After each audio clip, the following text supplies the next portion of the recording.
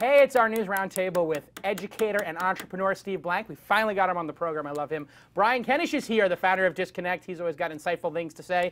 Special guest Kirin Kalia will read the news. Lon is out because of Carmageddon. And Tyler's going to drop some insights. All that and more on This Week in Startups. Thank you very much.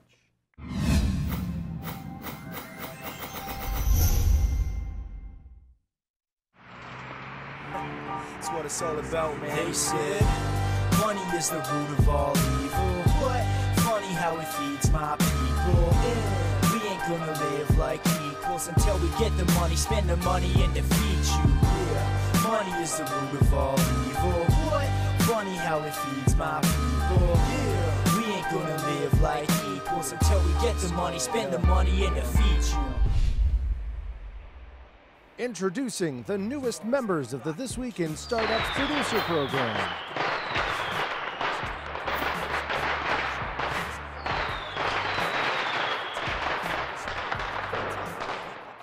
Yes, we're back. We're back. It's Carmageddon Friday here in Los Angeles. Therefore, Lon Harris is not going to be reading the news. In his place, Kirin Kalia, who's the managing editor of sorts at the Launch newsletter. You've been writing a story every day. That's correct. The past 2 weeks, and people are loving the profiles. It's been a lot of fun. Get to talk to some really cool people and really get to know their products and make sure that I distill that into a nice, succinct article. Yeah, and these things are taking what, like a full day to do? 6 hours, 8 hours? Yeah, no, it does take a while. So we're putting 6 to 8 hours into one company profile. I don't think anybody in the industry is doing that. Probably not. There's no way that's sustainable. I don't know. I think I think TechCrunch spends about 3 minutes on each post. I'm sure it gets faster with repetition, but the guys from it's Hudl, not because we're talking to 3 or 4 people, you know, in each story. The guys from Hudl that came by. Yeah, Hudl guys. That's an incredible company. But they were the first thing they said to me when I met with them was like how thorough, like they were really impressed with. Yeah. You know, this is my strategy for launch: lose money on the blog, but do tremendous, long form, in depth articles where we talk to 3 or 4 people, right? But then we'll make it back on the conference, or I'll just lose the money. Who cares? It's kind of the opposite of, right? Normally you lose money on the conference and make money on the blog. I just lose money on everything. Oh, so God damn it. I knew it. See, you guys get me all tilted before the show. Speaking of losing money. Oh, that's their strategy. I see what they're doing. Yeah, it's exactly their strategy. We're just having tremendous technical problems at this weekend. I'm going to just apologize for all the sound problems we're having, the starting on time problems we're having. It's all my fault, frankly. Anyway, TWiST list you saw before. We're now over 100 members, and as I said, we're going to double the rate every 50 people. So now it's like $200 a month, $2,000 a year to be executive producer, $100 a month to be a producer. It goes all the way down to $20. But anyway, there is a back channel going on, an email list, and people are on it, and you basically pay to become a member of the community. But people are doing things like, I'm looking for a technical co-founder, I'm looking for angel investing, and they're asking questions, and I'm on the list, Tyler's on the list, the producers here are on the list, the Predators, Kirin's on the list, and we're all discussing how to make great startup companies, and it's just been a really fun community, and it's a way to show your support for thisweekend.com, the This Weekend shows, and This Weekend Startups, while getting an education. You spend thousands of dollars, tens of thousands of dollars going to conferences, getting MBAs, and you're not going to learn half as much as you learn on this show with the tremendous guests we have. So join the program.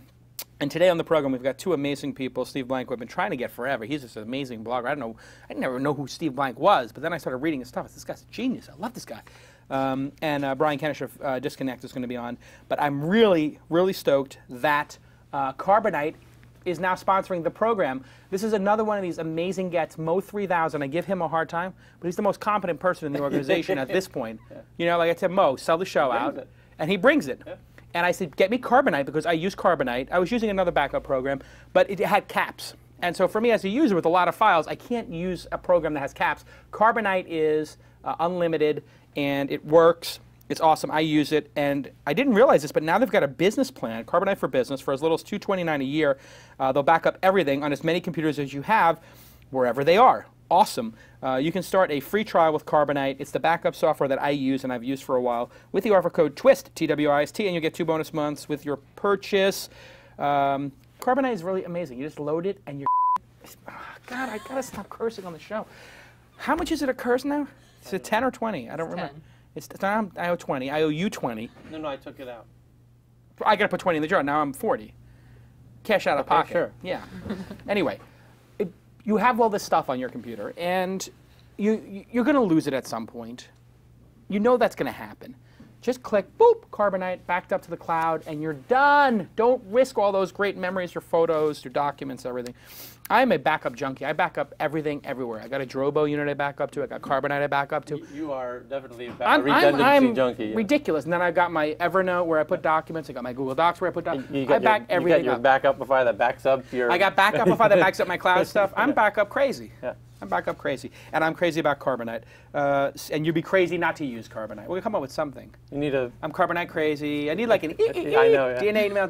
I need something like we'll work on that over the next 10 weeks as they run their sponsorship. But hey, Carbonite. I'm cuckoo for Carbonite. I'm cuckoo for Carbonite. Anyway, Carbonite is awesome, and I appreciate them sponsoring the program. And you should too by thanking them. Just say, hey, thank you at Carbonite for sponsoring the program, and make sure you sign up. Hey, on the program today, as I mentioned, Brian Kennish. How you doing? How's Disconnect? I'm doing great. How are you doing, Jason? Good. Did you play in any World Series events? I was there for a couple days. I played one. I lasted about 3 or 4 levels, and I got bored and went home. Ah, How okay. about yourself? I played 2 because I was in. I went to Europe during the main event, and I played 2. In one, I got out in the first level because I had ace. I hit trip aces, and then I went up against like an ace king, and I had an ace 6. And then the other one, I lasted to like the top third, but didn't. I didn't cash, so it was a slow World Series for me this year. Steve Blank, how are you doing? Doing great. Thanks for being on the program. My God, I know you're like a busy, famous guy. What exactly are you famous for, other than what I know you're famous for, which is this incredible blog that I read religiously? Well, I might be famous for retiring 6 months before the last bubble popped and going home and watching my kids grow up for the last decade. I might be famous for doing something called customer development, which was one of my students, Eric Reese, turned into the Lean Startup. I might be famous for being a public official in the state of California, or I may be famous for being famous by now. Yeah, if you have not read Steve's blog, steveblank.com, this is like in my top 10 must-reads. You know, there's very few people that I read their stuff and say, like, hey, I learned something. And I think we had a back and forth at some point. I was talking about, like, hey, my insanity, you have to be a workaholic to do stuff. I think that was the one where you responded and you gave her some really good feedback on how to have balance as well. I can't remember. Yeah, I wrote a blog post buried under, there's a category on the left called Family and Culture. Yeah. And it was called The Epitaph for an Entrepreneur. And, you know, the best advice I ever got from someone, actually the wife of a guy named Gordon Bell, who was a mentor, was when they write your epitaph, would you rather it said he never missed a meeting, or would you rather said he was a great father? And I just had kids, and that was pretty profound. So basically, you have kids, you're not going to be a great entrepreneur, or you have kids. I mean, let's have like the honest, like 3-minute discussion about it. You have kids, you can't compete in the entrepreneurial space, or you have to compete a different way. You know, if you have kids and or you just have a relationship or a family or wife or significant other, you ain't going to have a normal life. Period. Right. And so now the question is, what kind of life do you want to have, and is it going to happen to you? Or are you going to actually plan it? And I think that's the big idea for young entrepreneurs starting a relationship, and even worse, starting a family. Your insane passion and commitment is going to affect now more than just you. And if you're selfish, that's all you're going to think about. If you actually want to be a bit thoughtful, you could still do both, but it's going to take thought and some commitment from your partner. It is a serious topic that we should just do a whole episode on. But today, let's do some news. What's the first story, Kirin? The first story, it's something that's been brewing for the last 2 weeks. As we know, Google Plus debuted. Ah, yes. And pretty much everyone who's probably watching is on it by now. They got their invite. They had 300,000 members sign up in the first 48 hours. As we know from yesterday's earnings call, there's over 10 million people on Google Plus now. Wow. And, you know, this is not Google's first attempt. There was Orkut, there was Buzz, and people are saying maybe this is going to be the Facebook killer after all. I don't know how you feel about that, Jason. Yep. And on Google Plus's future features, Google engineer Joseph Smar said he's eager to see smarter ranking, collapsing, filtering in the stream, and notifications, and integration with more Google products. That's a good point, because it just came out, and already people are thinking like this might stick around. Yeah, it's a tremendous launch. Heaven only knows where it'll be 2-3 months from now. Just doing some back-of-the-envelope math, 10 million people. Some people are saying there's actually 20 million now. Yeah. I'm adding 500 every time I log in. I'm adding about 1,500 a day. I never interact with my sister. Yeah. She's on and she's asking me how to like change settings. And stuff. I mean, it's amazing how quickly it got to celebrities and non-technical people. And I just did some math back of the envelope. If there's 10 million people on and I have 10,000 followers, right, I have 1% of the audience. Is that math correct? 100,000 of 10 million? No, 100,000 would be 1%. Yeah. So I have 0.1% of the audience. I mean, it's amazing how fast this is. The viscosity or whatever is like just tremendous. Steve, are you on Google Plus? Any thoughts on it so far?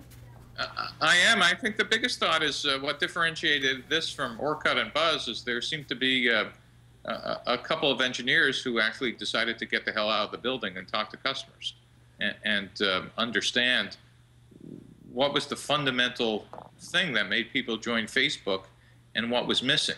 And I think they nailed those. You know, I think some of the most obvious are this whole idea of circles is not something you'd come up with inside your room. I think it required interaction with real users. I think this is a classic follow-on product of that. If I was Facebook, I would have been wishing I went public last month. Absolutely a viable Facebook competitor. Brian, you study these things. What do you think of Google Plus? I see you're using it. Yeah, so I guess I'm going to be the cold water on this conversation. I wore my Google Wave shirt as a reminder that, you know, 2 weeks in, Wave was was pretty hyped as well. And right. I do think Google is Google Plus. I think I have to eat my hat a little bit here. I think Google did do a tremendous job putting this thing together, but ultimately, to me, it's $100 million Facebook clone. And they, you know, the big difference is they went with the Twitter follower model as opposed to the Facebook friend model. And obviously that does have some legs with the kinds of numbers that you guys are seeing. You say 100 million. Is that what you think? And just full disclosure, you previously worked at Google. You have some inside information. How many engineers are working on it, do you think? Yeah, so this is no inside info. I saw it on a blog post that there were more than 200 engineers that worked on the project for over a year. So you figure the engineers probably cost an average of $400,000 to Google. That makes 80 million plus, and their other costs, they probably went well over $100 million bucks. But you know, their market cap is up, you know, 50 billion since they launched the thing. So it was a great investment. Steve, valuation of color. Yeah, they basically have 40. It would have been the valuation of color, which has achieved nothing compared to this. And Steve, when you look at Microsoft historically, and you have a good historical perspective here. It's great to have you on the program. When you look at old. Older than me, but I think that in the 80s you were probably in your 20s or something, so you actually would remember some of this. I was in my teens, and Brian, I think, wasn't born yet. So in the 80s, was this not how Microsoft operated? Didn't Microsoft watch products develop and then take a couple of stabs at it and then get it right the third time? Microsoft Word, i.e.? Yeah, but I think if you're using the Microsoft analogy, it even extends further to what Google is capable of doing. Microsoft used every possible sharp elbow once they had a product clone to dominate a marketplace. They used their control of their OEMs, the PC vendors. They gave them advertising dollars to put the software on their systems. They strong-armed them and penalized them when they didn't. I think if Google has a winner here, they'll be using their tremendous advertising leverage to when they roll out the brand pages to be making a ton of money. And that giant sucking sound you might hear is all that Facebook revenue. Now there's an alternative. And I think Google will use every possible advantage. It's, you know, life is always interesting when there were two players. If you remember when there was only Netscape, browsers kind of improved at a certain rate. When Microsoft jumped in, we had 6 versions of the browser in 3 years. Netscape went away. You know, we only had one browser for a while. I think Facebook and Google are now going to start an arms race in social networking, and it's going to be fun to watch. Yeah, and how long before Or when is Zynga right now working on games? That's my question. Is Zynga right now working on games, and do they have access to the Google Plus API? My guess is yes. And I got a piece of information yesterday which I found particularly disturbing. During a job interview, I was interviewing somebody for a job, and they said, yeah, my friend went to go work for Facebook's games division. And I said, oh, the people who support games? Said, no, they're making games. And I said, oh, really? He goes, yeah, I guess I shouldn't have told you that, huh? And I said, no, you should not have. Games, what do you think, Brian? How critical are games to all of this and the platform? Yeah, games. I mean, Google was hiring big on games, a year plus ago. They got some big game developer relation folks. They're really pushing hard on that. So you can see from Zynga's numbers that games are a big business. Yeah, it's got to be at least a third of the traffic on Facebook. Let's go to the next story. All right, the next story is another Google story, and number one on Ranker. Google readies ambitious data exchange, and this is something that Brian is following. Google is said to be building an online exchange for the buying and selling of data. Whoa. The exchange would create a liquid market for the data used to target display advertising, and it's the latest move in Google's attempt to build out the infrastructure that powers digital ads. In the exchange, publishers using Google's ad server DoubleClick would feed their data into the market, and advertisers could pick and choose which audience segments to buy. Wait a second. What are you saying, Brian, that they're going to allow, I don't know, Mahalo to say, here are all the users we've cookied with asthma or depression or are into piano lessons, and then sell that information to another third party? Yeah, so when you see a display ad now, you're getting bounced around from 6, 7, 8 different ad networks, and each network is saying, hey, here's what I know about you, what do you know? And they're aggregating all this information along the chain to serve you a more targeted ad. I'm pretty shocked that this story was the highest thing on Ranker, but I had a feeling about this story. It was kind of under the radar. But to me, this could be the tipping point of this data exchange business. I mean, when millions of people find out what a data exchange is because Google is pushing that business, I think people are going to be really pissed off. I was on Amazon and I bought the MyZeo sleep coach, the thing you wear on your head, and it's really an amazing product. We're going to have them on the program. But for the last month, all I see is MyZeo ads on the AdSense network. How did they get that information, Brian, do you think? Is it because I did a search and now they're retargeting me around the web? Yeah, exactly. There's all these retargeting companies. There's all these data exchange companies, like Blue Kai is probably the biggest that some people might have heard of.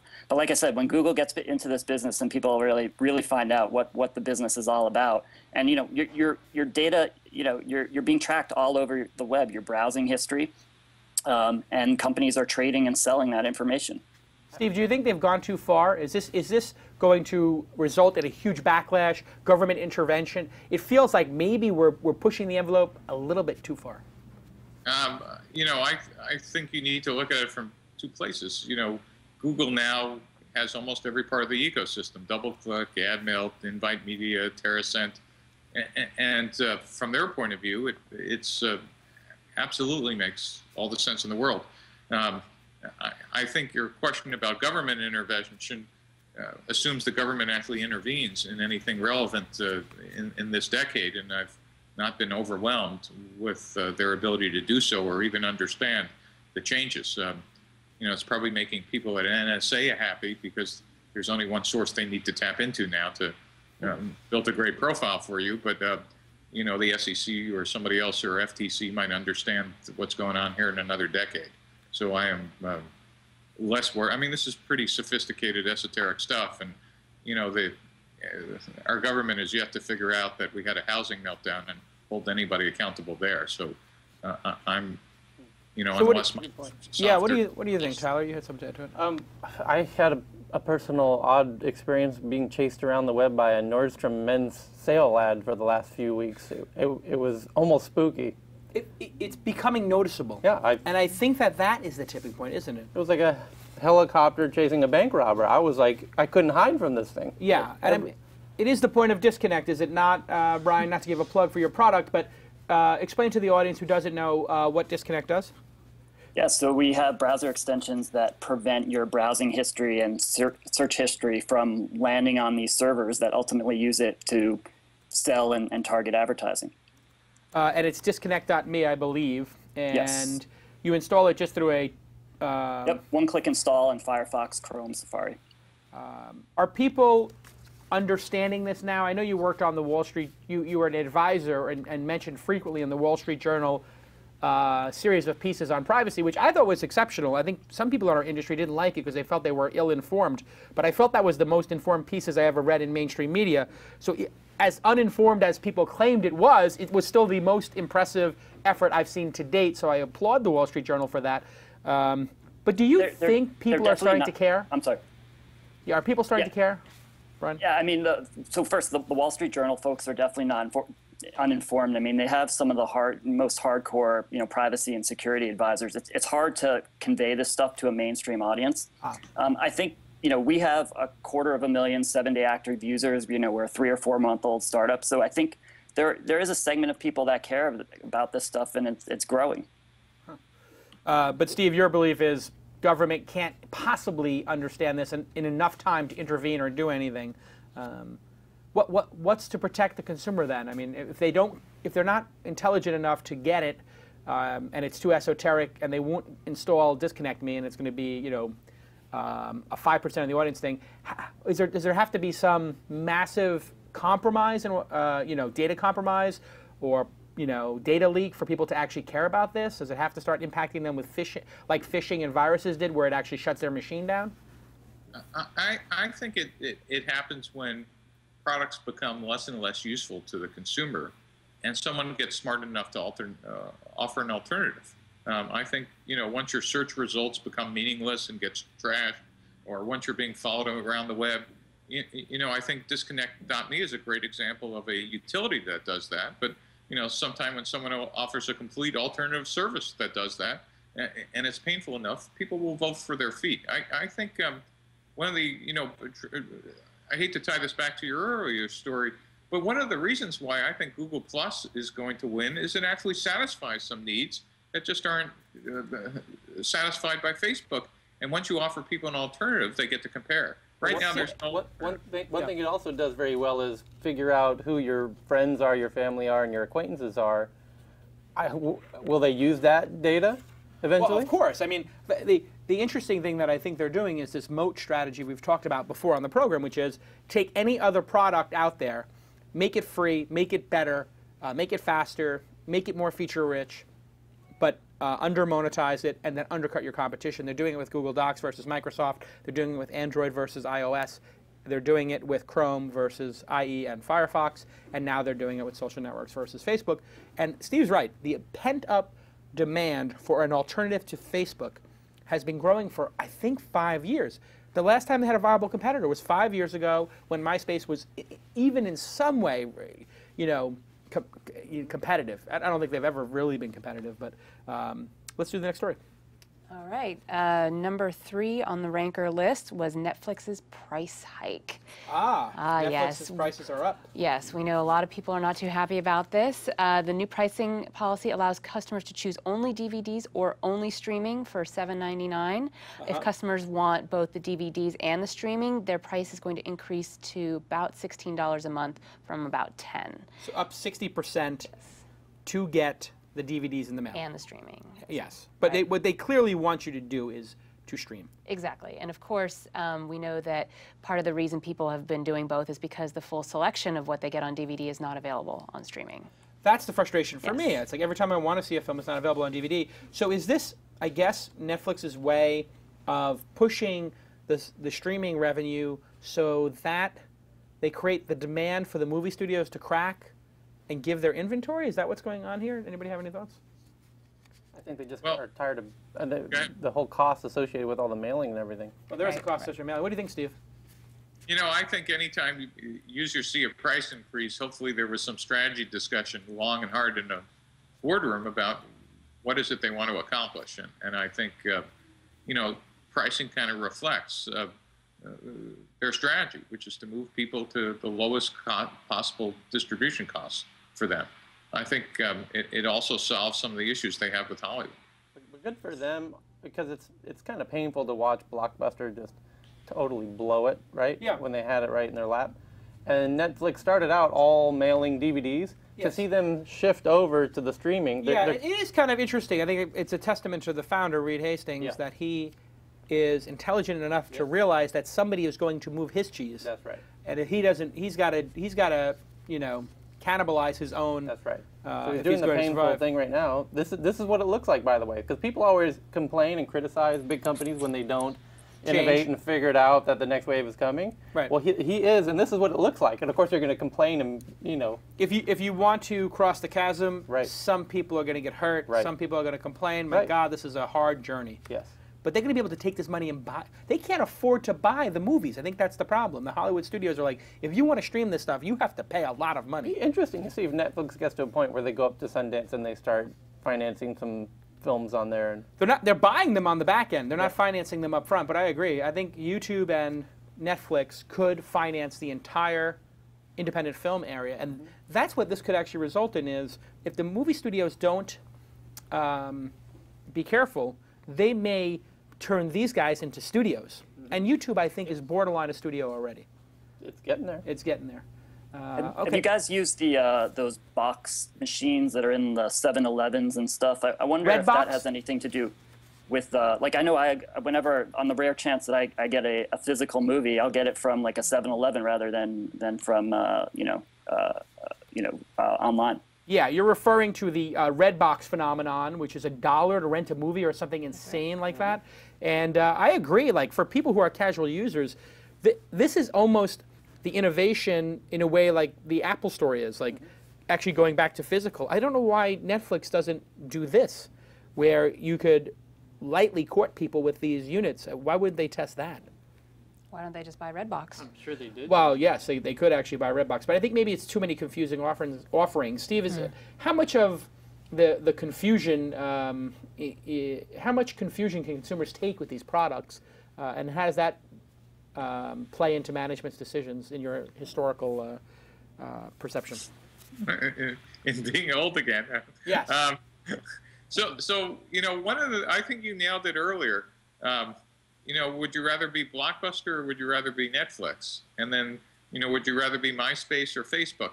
Every time there's a platform or technology shift, almost every company screws it up, and they screw it up for just one repeatable reason that keeps occurring. Is you look at the current model and you go, look how much money we're making. Gee, our VHS sales are great. Why should we ever move to DVD? Our DVD sales are great. Why should we ever move to this new platform? You have people on commission, and you have customers, and you have all that stuff. And the answer is, gee, for the next 2 or 3 years, you really don't need to do anything. But by the time your sales are declining, you're screwed. And I think you just said it earlier. Reed Hastings doesn't want to be the guy who missed the next boat. And in this case, the complicating factor are their negotiations with the studios. Streaming makes the studios incredibly nervous because they have all these deals with other channels like HBO, etc., that said they're supposed to be the first-run guys. Well, money talks with the studios, and the more they could deliver in terms of viewership and cash, all of a sudden they'll be solving that problem in some fairly unique ways. I think what Netflix will do to the studios in terms of liberating the content is what Steve Jobs did for music, or I believe they'll die trying. I think that's a big move here. I agree wholeheartedly. When we get back from the commercial break, Evernote, huge raise. Amazon getting into the tablet business or expanding their tablet footprint. And my goodness, Dropbox raising a huge round. One thing, another new amazing sponsor, Hiscox is a new sponsor. I hope I'm pronouncing that correct, right? Hiscox? And they are an insurance company. Now, this is, I think, a watermark in the history of the program that people are, like, this is like a major, big, huge company. And they came to us and said, hey, we want to help startups understand insurance. I've been doing startups for a long time. When you're pre-angel, you probably don't have insurance. After you get angel funding, that's when you start thinking about this. And then certainly when you get to your venture round, it's essential to have a number of different types of insurance. Now, just basic scenarios. You build some software, and a client, you don't have to be wrong or do anything wrong in order to get sued. You could just build a product and somebody says, hey, I don't like this aspect of it, I'm going to sue you. Like, remember Groupon got sued by these guys who were like, I got, you didn't recognize my coupon or something, and then like they were like, oh, well, we have a money back guarantee. Why don't you take the money back guarantee? But they're filing lawsuits already. That's starting to cost you tens of thousands of dollars. There's all this liability that comes from trying to innovate in the world, and you need to have insurance. You need to have director's insurance. That's a whole big thing. You need to have general insurance, which is like somebody slips and falls in your company. Some idiot in your company says something inappropriate to another person. They feel harassed. We had that happen back in the day when we were still a reporter. I mean, it's insane that you can get sued for anything, and you need to have somebody explain you and walk you through this stuff. It's part of being a grown-up. If you're going to grow up and you're going to have a company, you need to sit with these insurance people, you need to sit with lawyers, you need to sit with HR people and learn this stuff. Hiscox is willing to do that with you, and professional liability insurance starts at just $22.50 a month. Don't get yourself caught in one of these situations. I can tell you it's not pleasant. I've been involved in 20 years of doing this, a dozen legal kind of situations that involved insurance companies saying, okay, let's talk about what the risk is and let's defend you and make sure that we got your back. I think the key though is dealing with people who understand startups in this regard. That's right. Have you seen their startup? They did a whole startup thing with. Web show? They're doing a reality show with Gary Vee. It's yes, pretty awesome. I have not seen it, but maybe we'll play it at the end of the show or something. It's really funny. But anyway, go to hiscox.com/smallbiz, and I wish we should. Can they give us the name of somebody there? Like, I would like that. This is what I would like to be able to tell my users, my readers, the audience, you guys, the viewers. Thank you. I forget what medium I'm in sometimes. Yeah. You know, I got the newsletter. Am I in a live conference? Sure.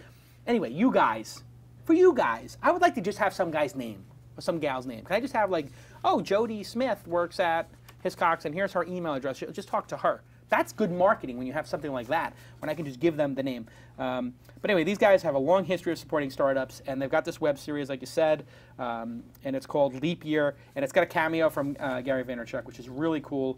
Thank you to Adam from Mashable. Oh, really? Yeah, there's a couple others. All right, so these guys are getting it. Yeah. So here, go to hiscoxusa.com and watch the Leap Year episodes. Thank you to them for sponsoring the program and sponsoring startups all over the world who watch this program. I mean, we have so many people around the world now who want to do This Week in Startup meetups. 100,000 people download the show, and now you're starting to see the YouTube numbers are all of a sudden becoming thousands of people watching every episode. And the social media footprint of the show is incredible. Thanks so much, Hiscox, for sponsoring the show. And get your insurance. Get your act together, people. Don't risk it. I have insurance, trust me. And I have a lot of it. I got insurance up to my wife's like, you are a risk. You are a liability. We need to insure you. She's always afraid I'm going to do something crazy. Okay, let's get back to the program. Next news story. All right. Well, can I first ask you a question about how Netflix handled the customer outrage to the prices? Do you think? I don't know anything about how they handled it other than they announced it. Right. I mean, what are they supposed to? They announced it and then everybody got upset, right? Right. A lot of people complaining on their blog and, yeah. you know, just frustrated. And what do you do as a startup when your customers revolt? Well, I mean, First of all, they're not a startup. Yeah, that's right. Steve's right. They're not a startup. I read an article that they 30 million customers. They did their homework ahead of time and knew how that was going to play out. How much notice did they give people? Like, when do these take effect? September 1st. All right, so they gave them 6 weeks notice. You have plenty of time to cancel if you don't like it. Right. What happens if you don't make a choice? Do they just pick for you? I haven't looked into that. Yeah, I wonder. They must just default you to one or the other. Right. Isn't the mistake that they made that they raised the prices without giving users anything new? I mean, if they had some new feature or something or other that they bundled into the higher prices, it seemed like it would have gone down a lot easier.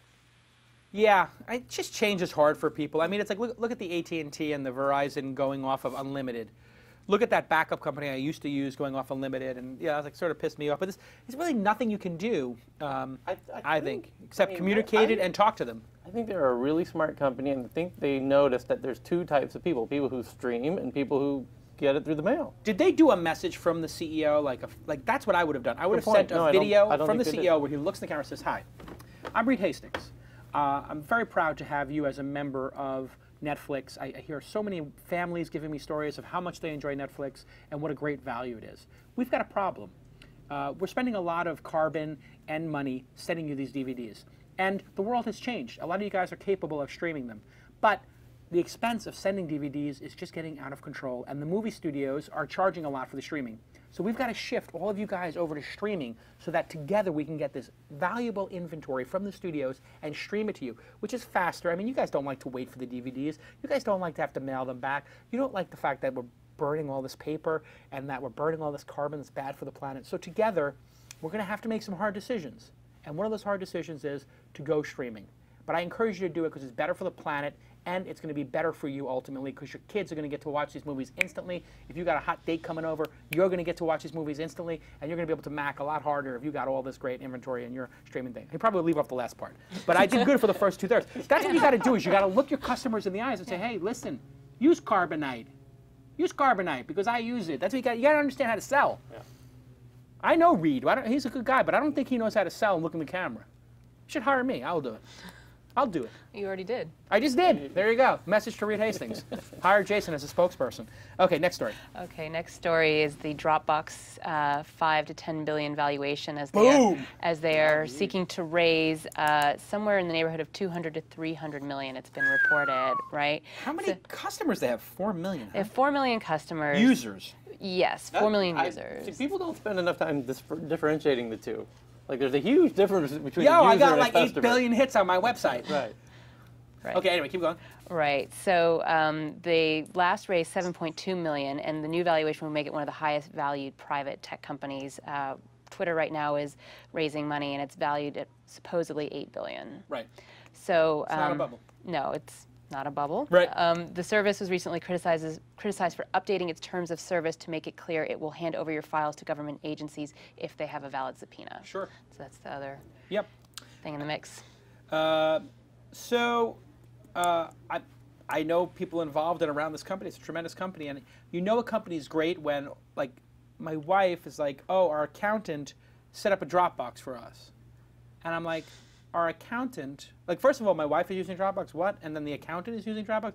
I mean, this thing has become pervasive, and it's a simple, elegant product. And how could Apple and Google not buy this company 2 years ago? That part is mind-blowing to me. Like, this is a most loved product. It only comes out once in a while. They get a product that's really loved like this. If they've got, it's like, what is it now? Is it $50 a year, $100 a year, or something like that? 10 and 20, I think. No, per 20 year. and 20 and 40, 20 and 50, something like that. I know it's a lot. Oh, more per year? No, Yeah, you're right. no, I'm talking per month. Yeah, it's like $10 a month or yeah, so it's $100 a year, and I think Yeah. they probably have hundreds of thousands, if not a million, customers. I mean, then you're talking about pretty big revenue. But this is a high valuation. I mean, what do you guys think? If they have 4 million free users, so they maybe have 200,000 paying users. You go 5%? Guessing. 10%? I don't know. It's not expensive. I'll tell you what the main problem is right now. Dropbox is designed for a non-video world. If you've got photos and you've got stuff like that, it's fine. Right. But the big problem in backup is becoming video. This is where we have reached a roadblock. I'm shooting this, HD 1080p video on my 6D of my kid. No service, whether it's Carbonite or any backup service, Dropbox, none of these things are going to be able to handle this amount of video. There needs to be something to happen that would, some magnitude in terms of we have to have fiber connections. It's not really their fault. It's really the connection's fault. The upload speed is just never going to get the stuff there. If you shoot an hour of HD video a week, you're never going to catch up on the backups. So I think there's a huge future in backup, but there needs to be some big innovation. Steve, what do you think? So I think, Dropbox story plays on multiple levels. One is its valuation is the signs of the beginning of the apocalypse of the next bubble. Yeah. Be clear, it's not that these companies, LinkedIn, et cetera, Pandora, aren't great companies. It's just that the valuation is now completely disconnected between, they can't have been worth, 50 million pre-money, a year ago and now be worth 100x unless there's something else going on. Two is one has to argue and look at, do they have a company or do they have a great feature set?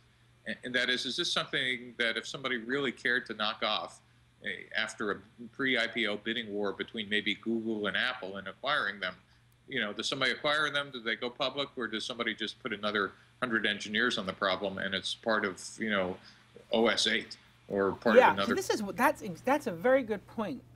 This is a situation where there is a high risk factor for whoever is investing in Dropbox right now, Because as we've seen, Google, it may have taken them 3 swings at the bat, 3 bites of the apple, 3 times at the altar to get it right with social networking.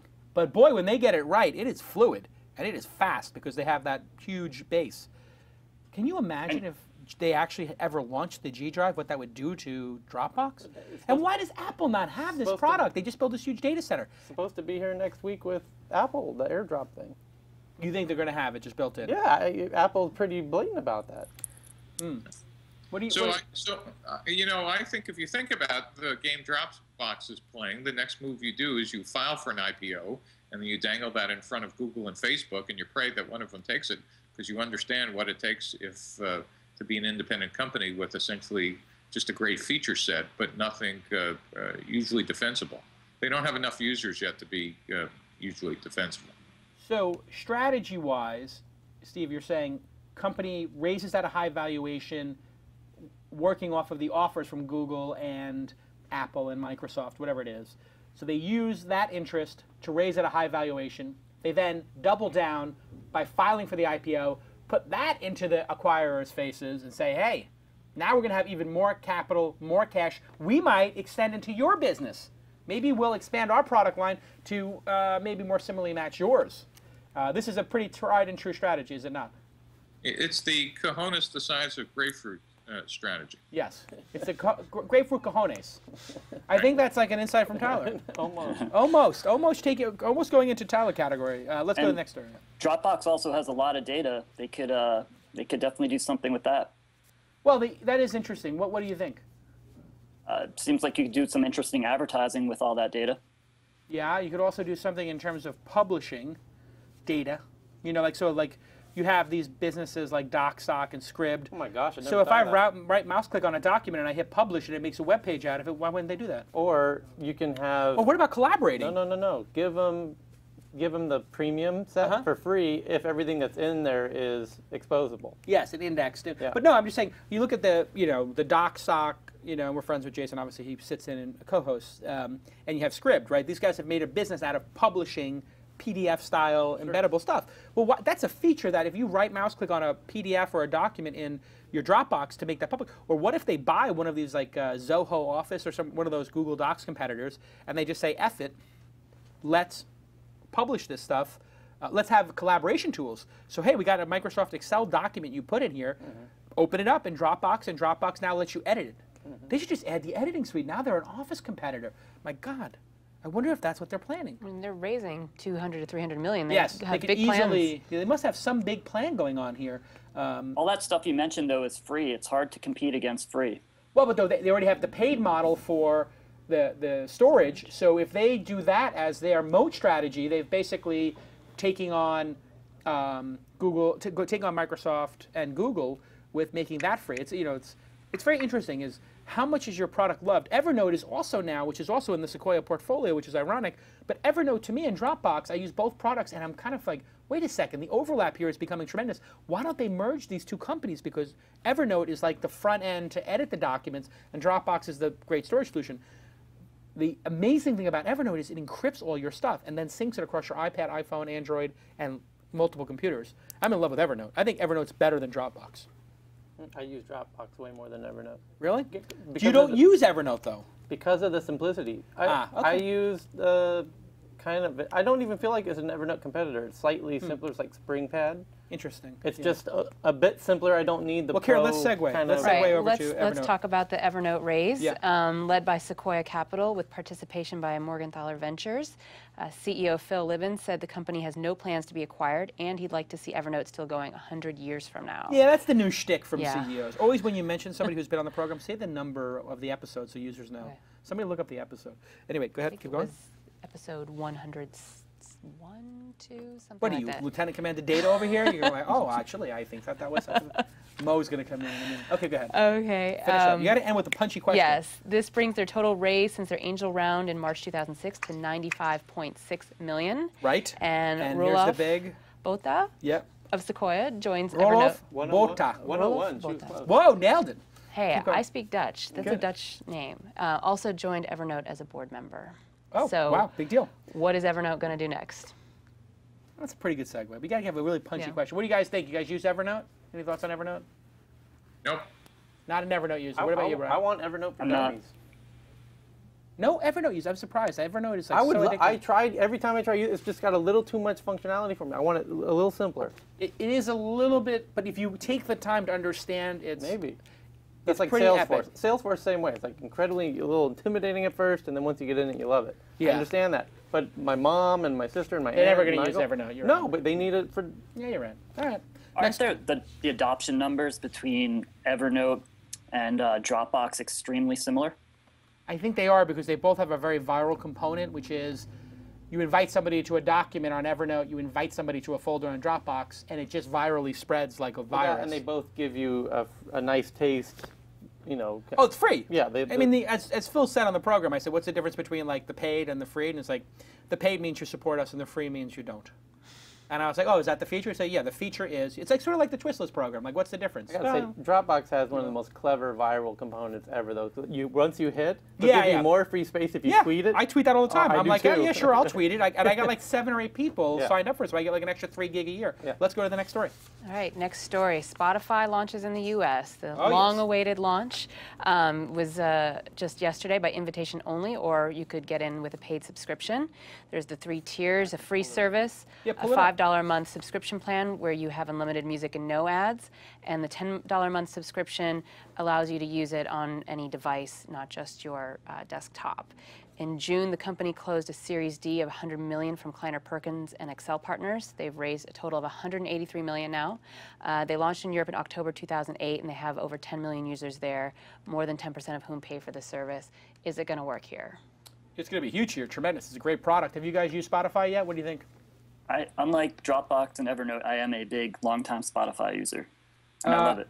Wait a second. How could you be long term? Did you have like a VPN where you illegally accessing it over the interwebs? Is that a yes? I'm going to plead the fifth on that one. Okay, but maybe I spent a lot conceivably- of time in Europe. Oh, yes, you spent a lot of time in Europe and you use Spotify there. Yes, in your time capsule, using a VPN to connect to your Dutch IP address, Brian Kennish. I don't know anything about that. Okay, so but for $5 a month, you get a.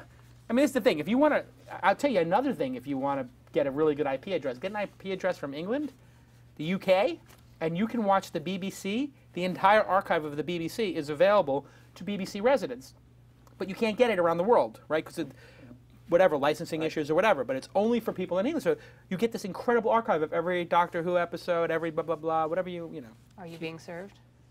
I'm not doing it. I'm just saying I've heard from Brian that he does it. So Spotify has I think a really interesting model I've not heard anybody talk about. Maybe that's because I don't listen well. But you know, if you think about how we consume music pre-iTunes, you either listened to it for free over broadcast radio, or you bought it in the form of CDs or before that albums. That was it. Yeah. With iTunes, we went back to you buy it, that is it. And if you wanted to hear it for free, you would listen to Pandora. I think Spotify is actually taking advantage of the net like the net exists. That is, iTunes was just a replacement for going into a CD store. I think they're actually running a new class of experiment on, can we use this new invention of 15 years old, the net, to actually invent a different business model on how users consume music. And I think it's an interesting experiment. Yeah, that's actually also what I find really interesting about Spotify. I mean, I think it really has big implications for bands and stuff too. I mean, iTunes didn't change the fact that bands are still making these albums, collections of 12 songs to fit on a physical medium. It doesn't make sense anymore. I mean, why don't bands just release songs like blog posts? Part of the reason for that is because when you go into a recording studio, you want to go in there, and if you have to set up the drum kits and the mics and all that, you spend a day setting up all the microphones and your gear.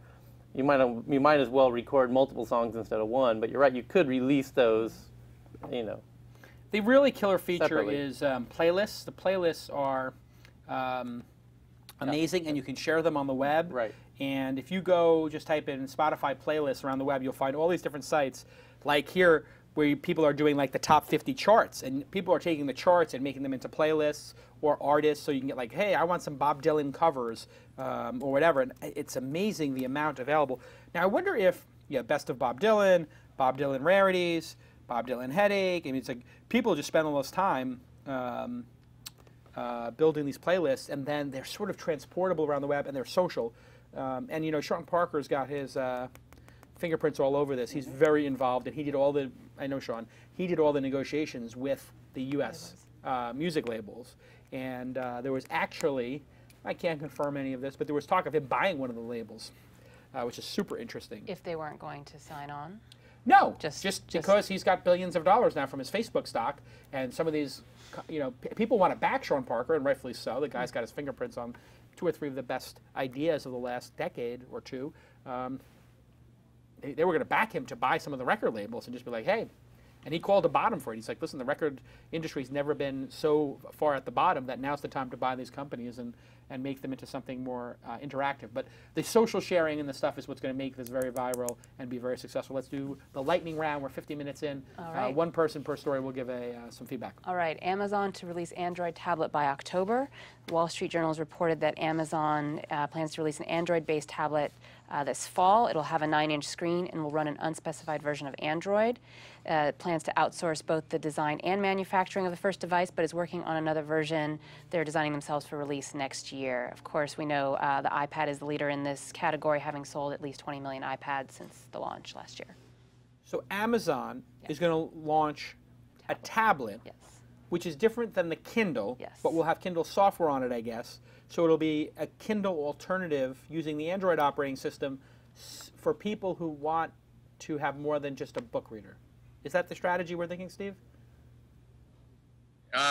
You know, I've just been amused watching everybody trying to follow Apple without doing any innovation. You know, the latest big one was the HP Palm WebOS tablet. You know, I think it was, this is kind of like watching people trying to follow the original iPod without understanding it was the ecosystem, including the content and the partners, etc. Amazon might be the only one that if they integrate with the rest of their assets, they could actually make something of their own ecosystem. And I don't think it's going to be about the hardware. I think it's going to be, do they take advantage of what they have? See, what I think, I agree with you. I know it's the lightning round, but I have to add to this. Why wouldn't they say, we're going to take the Kindle, make it, you know, I think it is color now. They have a color one available. But we're going to make the Kindle the best device for shopping. So if you want to shop or read a book, you want to buy something, it's easy to flip through this and find the thing, and it's just designed for Amazon. You have a one-click purchase button, and it's got all your card information because it's tagged to you. And, you know, moms or dads who are on the road and they hear about something, they pull it out of their diaper bag, and they're like, I want to buy that, boom, for my kid. Or, boom, I'm a college student, you know, I need that, boom, I'm going to buy it off Amazon. And it becomes the front end to Amazon, and you give that away for free to Amazon Prime subscribers. Or you buy an Amazon Prime and it costs you $5 a month or $5 extra a month, and you get a Kindle for buying stuff on it. Or everything you order from the, this would be a good one, everything you order from the Kindle has free shipping. Or everything, or every developer that's on the Amazon Web Services gets a premium spot in their app store. Yeah, I don't understand what the strategy is to go to the Android operating system when they have this Kindle ecosystem. Why wouldn't they build inside, make the Kindle ecosystem more robust? And the people who have Kindles, I don't know if anybody has a Kindle here, but they seem very loyal and extremely happy with Kindles because of the battery life, the easy readability. I mean, I was when I was in Europe, I just saw people constantly with Kindles everywhere reading. I guess people go on vacation, they go to the beach, they love the form factor of the Kindle. Does anybody here have a Kindle? I have 3. You have 3? Yeah. And which do you use more, your iPad or your Kindle? I'm the iPad user. My wife, you got to pry the Kindle out of her hands. She just loves reading on it. It's, you know, I do too. It's just that, you know, I have attention deficit disorder, so I want to read and surf the web. But if you're, you know, just, it's probably the best one-piece dedicated device since the original Palm PDA. I agree with that. Why don't they make Amazon Mail for people and give you a free email address with it? So can you imagine the moms or the wives or the book junkies, the students, they just, oh yeah, just email me on my Kindle and give a free email service. Then you'd have another function. Then shopping. Just slowly build out that ecosystem. I agree. I don't understand what the strategy is to now shift over to Android. they could have been the iPad, right? They were out 3 years before anybody, and I just don't. There's a story to be written there. I'm just confused about why they missed probably the hugest opportunity. They had it in their hands. Is it too late? Is it too late now? I think it's too late to clone the iPad. As I said earlier, if you, this is just kind of sad watching all these people trying to do that. Tell me what's new in the game, because you can't clone the iPad. They own all the components, so you'll be at a price disadvantage forever. What are you bringing that's unique? And if the answer interestingly enough, this guy Fresh Code in the chat room just said, "Hey, they have EC2. They have like unlimited storage. Why don't they give like a Dropbox feature for photos and videos, where for $1 a month you can put up to, or give like you can store your photos on here. Imagine hey, you're a mom, you got the color thing, or you're a dad, and you're a student, and all those sort of different scenarios. All of a sudden, you're emailing your photos to the thing, you're storing your photos on there. So hey, I can read a book, or I can show people my photos." The Kindle is just unbelievably successful in terms of capturing this core audience who's very intelligent and who likes to read books. That's got tremendous value. What's the best reader for long-form reading? Yeah, my wife forgot her Kindle on the trip, and I said, "Do you know that there's a Kindle app for iPad and you can just download your stuff there?" She said, "No, you can't. It's Amazon versus Apple." I said, "No, there's a Kindle app," and she downloaded it. She was like, "But how do I get my books on there?" I'm like, "You log in." She was like, "Oh my God, now she's reading all the books on the iPad." So I think she may move off the Kindle for that reason, because she likes her iPad so much. Let's do the last story. All right. One thing on their tablet, I wouldn't totally rule them out of the game, because it's still much harder as a developer to sell stuff on Android than it is on the iPhone, and Amazon has obviously created a very frictionless way for people to buy stuff. So there's a possibility that they could do well there. I agree, and I think they one other asset they have is Audible. Like, I'm an Audible subscriber. Everybody knows that I'm big. I'm a Platinum. I buy 25 audiobooks a year on the Platinum subscription, which I think is like $250, and you get 25 books. It's the greatest deal I think on the planet in terms of entertainment, in terms of value for money. Why not give it for free if people are a Platinum subscriber? Just give them the goddamn Kindle if they have this many books, and let them rent books. And now, aren't electronic books going to be rentable from, you're going to be able to loan them out from libraries? I understand that Kindle now, you can basically, a library can buy Kindle books and let you rent them out, which is fascinating. Okay, let's do the last story. Last story. RIM announces plans to launch 7 new phones. BlackBerry maker Research in Motion says it plans to announce 7 new smartphones in the coming months. The technology in the BlackBerry Bold will jump a generation, and all phones will run a next generation OS. As we know, RIM's share prices have been tanking this year, and valuation has dropped. Is this going to be their comeback? Guys, what do you think? Anybody have thoughts on RIM? Dead on arrival. Dead. Brian, dead? Stick a fork in them? What's RIM? What's RIM? Tyler? BlackBerry? Paperweight, or? It's like locking your keys in your car at an abortion clinic. Inside from Thailand. All right. Do you even know how to attack that one? There's no sound for that, guys. I think you turned off. I broke the... I think you broke it. Wait a second. It's like locking your keys in your car at an abortion clinic. I don't know if I want to know what you mean. I don't think I do. I think I just lost 4 sponsors. What exactly does that mean, Tyler? I'll give you a shot at it. If you locked your keys in your car, what would be the first thing you would ask for? Oh, God almighty. That is weird, dude. That is weird. Oh, God. That is just... Can we edit that out? I feel like we need to edit that out of the... Yeah, let's edit that out of the show. Let's just cut the show. Take out the explanation of that and just cut it out of the show. We have to do post-production on this, because that is just... You're going to put $100 through it. That is just weird. I got to put $100 in the jar? Yeah, basically. That was I didn't say anything bad. I don't know. I think I'm offended. Okay. Anyway, RIM... I still carry my BlackBerry, and I have 2 reasons I carry it. Number 1, the battery life is extraordinary. Number 2, for text and typing, it's still amazing.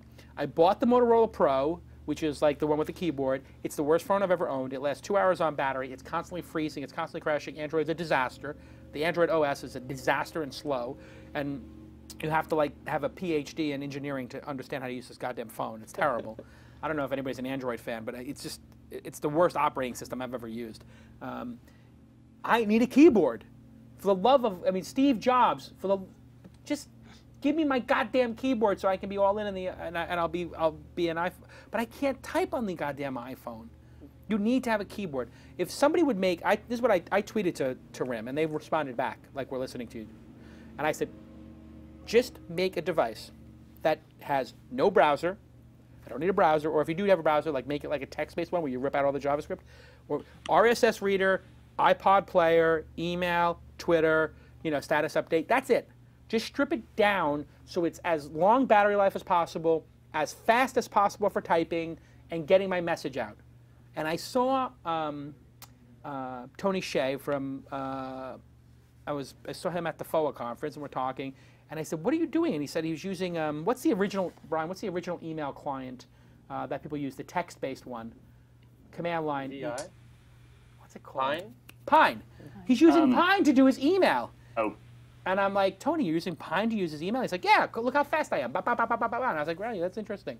I think there's going to be a set of devices that come out that are like the Fitbit or whatever, that are application specific, like the Kindle, that are speed is the core, speed, stability, and battery life are the core competencies of it.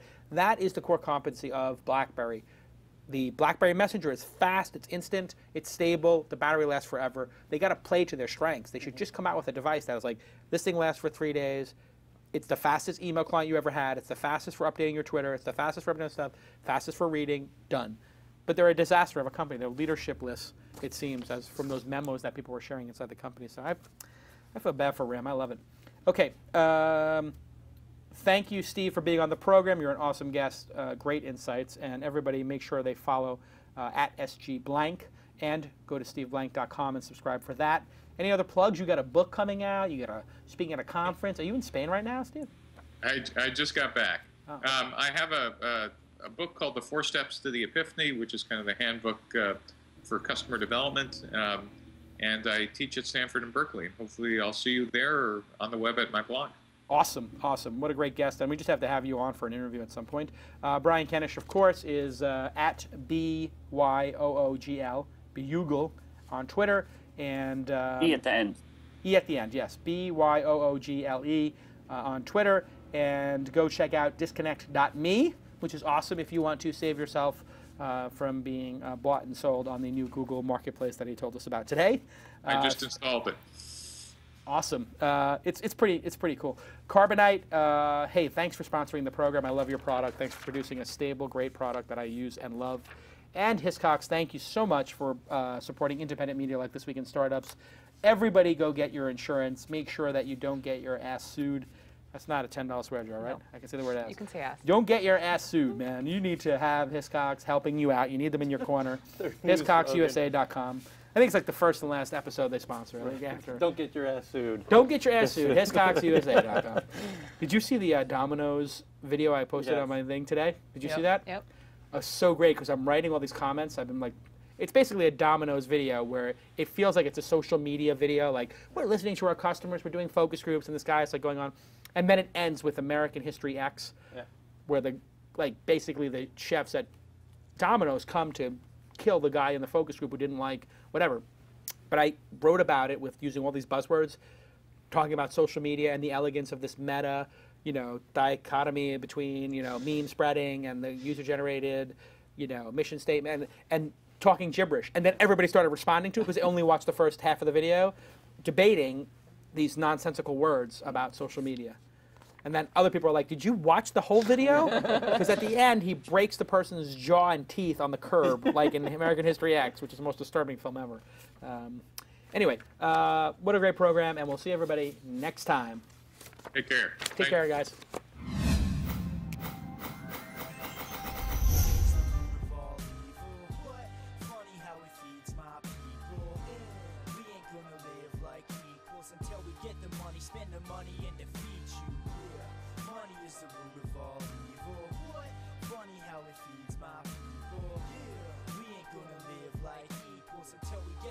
Spend the money and defeat you. It's been a minute, so you thought you were safe. You trapped behind these bars like you locked in a cage. Stuck behind bars, making minimum wage. Your bar's tender. Here's a tip, get you a raise. Ain't nobody gonna offer a profit to motherfuckers who ain't rocking it, topping the hip hop charts and then stopping it. Quick to drop a set opposite of the hottest shit, copping it. It's the profit kid. Home is quick to accomplish. I'm positive. Getting green like a roster with a lot of dread. Money's piling up like the Washington Monument. The way I'm steering this track, it'll make you car sick. The only time you're gonna see green is when you barfing. I'm the Mothman, consider this the prophecy. I'm in it to win it, that's why I'm making a profit, see. And I won't spend it till my rich is stupendous. And I'm selling sicker than tech, is the method is to keep it independent. Money is the root of all evil. What? Funny how it feeds my people. We ain't gonna live like equals until we get the money, spend the money and defeat you. Yeah. Money is the root of all evil. What? Funny how it feeds my people. Yeah. We ain't gonna live like equals until we get the money, spend the money and defeat you.